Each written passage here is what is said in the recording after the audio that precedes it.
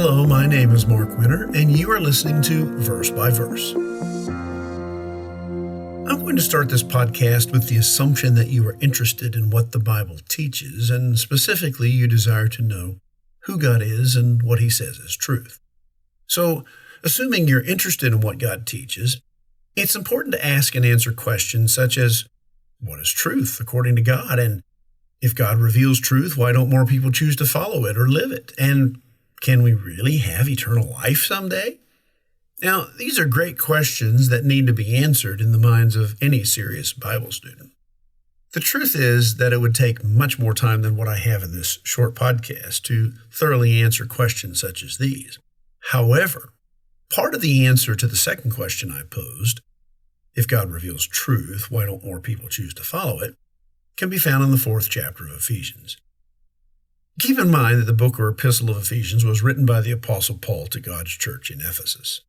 In verses 17 through 18 of chapter 4, we read, "This I say, therefore." Now, anytime you see the word therefore, that tells us we need to put what we are now reading together with what came before it. And what came before these two verses was a reminder that those who have been called by God to become true followers are to walk worthy of that calling. It then goes on to share what that involves. Back to verse 17.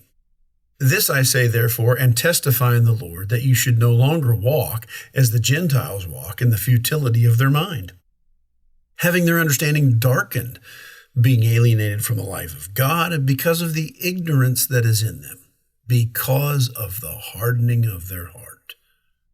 Now, what this shows us is that part of the reason more people don't choose to follow the truth, even after God shows it to someone, is that they aren't keen on or excited about doing what they've been shown.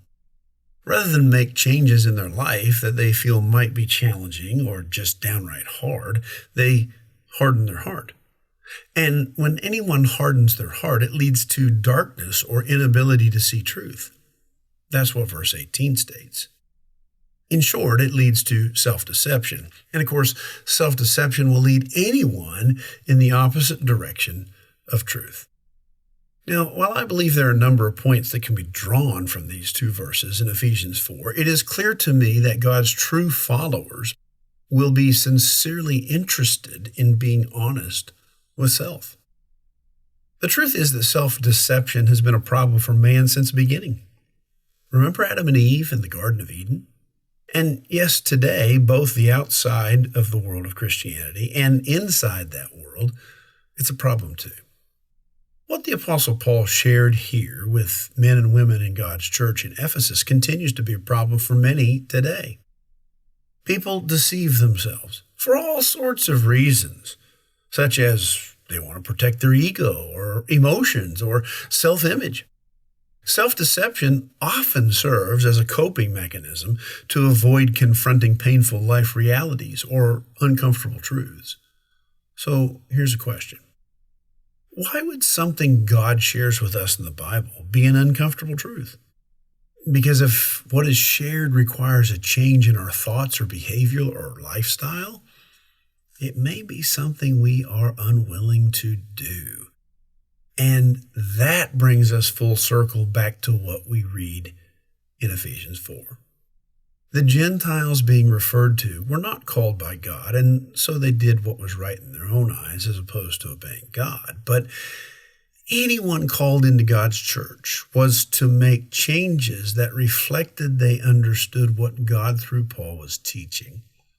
And we today who recognize the truth must always be willing to make whatever changes are necessary in order to continue following that truth. If you're interested in doing what God instructs, you're likely learning or have learned that it requires changes that may not always be easy or comfortable. However, they are changes that ultimately lead to happiness, peace of mind, and ultimately eternal life in God's family. If you've been enjoying Verse by Verse and want to help the show grow, here's what you can do to get the word out. Wherever you're listening, make sure to subscribe. If you're on a platform that accepts reviews and ratings, those can both make a big difference in helping other people find us. Verse by Verse is a Life, Hope, and Truth podcast. Check out the show notes to find more free content like videos, articles, and booklets in our Learning Center.